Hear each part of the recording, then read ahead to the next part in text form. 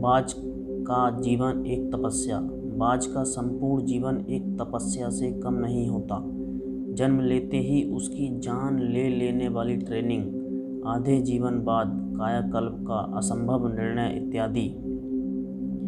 बाज पक्षी, जिसे हम ईगल या शाहीन भी कहते हैं, जिस उम्र में परिंदों के बच्चे चिचियाना सीखते हैं, उस उम्र में मादा बाज अपने चूजे को पंजे में दबोचकर सबसे ऊंचा उड़ जाती है।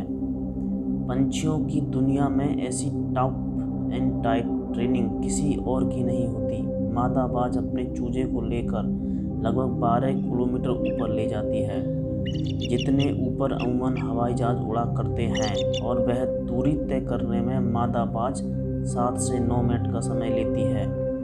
यहाँ से शुरू होती है उस नन्हे चूजे की कठिन परीक्षा।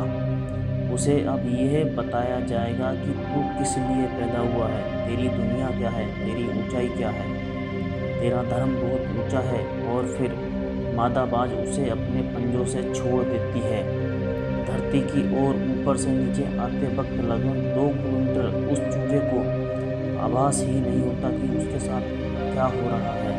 7 किलोमीटर के अंतराल के बाद उस चूजे के पंख, जो गंजाइन से जकड़े होते हैं, वह खुलने लगते हैं। लगभग 9 किलोमीटर आने के बाद उनके पंख पूरे खुल जाते हैं। ये जीवन का पहला दौर होता है जब बाज का बच्चा पंख फड़फड़ाता है। अब धरती से वह लगभग 3000 मीटर दूरी है, लेकिन वह अभी उड़ना नहीं सीख पाया है। अब धरती के बिल्कुल करीब आता है, जहाँ से वह देख सकता है अपने इलाके को। अब उसकी दूरी धरती से महज 700-800 मीटर होती है, लेकिन उसका पंख अभी भी इतना मजबूत नहीं हुआ कि वो उड़ सके। धरती से लगभग 400-500 मीटर दूरी पर उसे अब लगता है कि उसके जीवन की शायद ये अंतिम यात्रा है। फिर अचानक से एक पंजा उसे आकर अपनी गिरफ्त में ले लेता है और अपने पंखों के दरमियान समा लेता है। ये पंजा उसकी माँ का होता है, जो ठीक उसके ऊपर चिपक कर उड़ रही होती है, और उसकी ये ट्रेनिंग निरंतर चलती रहती है जब तक कि वह उड़ना नहीं सीख जाता। ये ट्रेनिंग एक कमांडो की तरह होती है, तब जाकर दुनिया को एक बाज मिलता है। अपने से 10 गुना अधिक वजनी प्राणी का भी शिकार करता है। इतना संघर्ष ही समाप्त नहीं होता।